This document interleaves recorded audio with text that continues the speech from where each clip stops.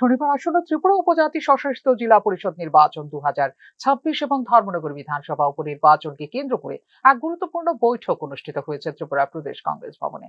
বৈঠকে উপস্থিত ছিলেন ত্রিপুরা প্রদেশ কংগ্রেস কমিটির সভাপতি আশিস কুমার সাহা, বিধায়ক বিজয় সিনহা, শব্দকুমার জমাতিয়া সহ দলের অন্যান্য নেতৃত্ব।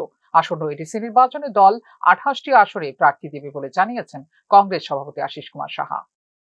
প্রস্তুতি সভা এবং আজকের এই নির্বাচনে প্রস্তুতি সভার মধ্য দিয়ে আগামী নির্বাচনে সম্ভাব্য প্রার্থী সহ আমাদের দলীয় যে নির্বাচনী রূপরেখা এটা আমরা তৈরি করতে যাচ্ছি। সমস্ত কংগ্রেস দলের সিনিয়র নেতৃত্ব, আমাদের জেলা কংগ্রেস সভাপতি, ব্লক সভাপতি, আদিবাসী কংগ্রেস নেতৃত্ব, আদিবাসী জেলা ব্লকের নেতৃবৃন্দরা এখানে উপস্থিত হয়েছেন। তাদের সকলের সমষ্টিগত যে লড়াই, এই লড়াইয়ের জন্য আজকে সংকল্প গ্রহণ করে আমরা আগামী দিন যথাসময়ে আমাদের 28টা আসনেই আমরা প্রতিদ্বন্দ্বিতায় যাচ্ছি, এটা আমরা ঘোষণা করছি। পাশাপাশি ধর্মনগর উপনির্বাচনেও প্রার্থী দেওয়ার সিদ্ধান্ত নিয়েছে কংগ্রেস। ধর্মনগর কেন্দ্রে গত বছরও প্রার্থী দিয়েছিল কংগ্রেস, কিন্তু এবার আগ বাড়িয়ে সেখানে প্রার্থী দিয়েছে সিপিআইএম। এই বিষয়টিতে অনেকটাই রহস্য রয়েছে বলে অভিযোগ করেছেন বিধায়ক বিজয় সিনহা।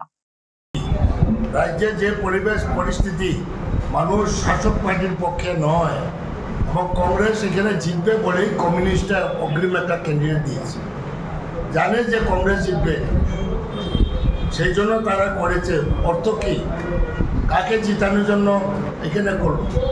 ধর্মনগর শিবটারও গত বিধানসভা নির্বাচনে কংগ্রেস দাঁড়িয়েছিল এবং আরও 3টা বাই ইলেকশন হয়েছে বিধানসভায়, সেখানে সিপিএম কন্টেস্ট করেছিল, এখানে তো আমরা ক্যান্ডিডেট করিনি। তারা জানে যে এবার কংগ্রেস জিতবে, ওইখানে বিরোধীরা জিতবে, তার জন্য অগ্রিম এভাবে করছে। অর্থ কি, ভিতরে কোনো রহস্য আছে যদি, কিন্তু একটা আছে, দেখা যাক, আমরা চিচিং ভাগ করবো।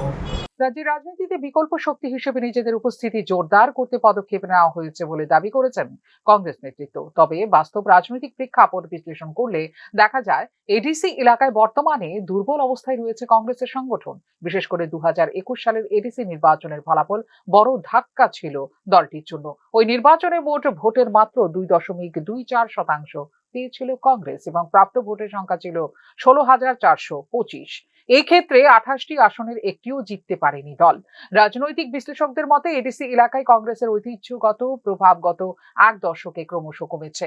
এর একটি বড় কারণ ছিল আঞ্চলিক দলগুলোর উত্থান এবং উপজাতি রাজনীতির পরিবর্তিত সমীকরণ। ফলে একসময়ের শক্ত ঘাঁটি ধীরে ধীরে হাতছাড়া হয়েছে কংগ্রেসের। এই প্রেক্ষাপটে এবারে নির্বাচন কংগ্রেসের জন্য শুধু আসন জয়ের লড়াই নয়, বরং রাজনৈতিক পুনরুদ্ধারের পরীক্ষাও।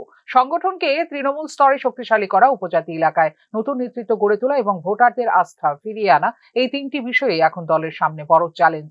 সব মিলিয়ে 2021 সালের হতাশাজনক ফলাফলের পর আসন্ন এডিসি নির্বাচন কংগ্রেসের জন্য গুরুত্বপূর্ণ রাজনৈতিক পরীক্ষা হয়ে দাঁড়িয়েছে। এই নির্বাচনের ফলাফলই অনেকটাই নির্ধারণ করবে উপজাতি এলাকার কংগ্রেসের ভবিষ্যৎ রাজনৈতিক অবস্থান। ফিউরো রিপোর্ট, নিউজ নাও।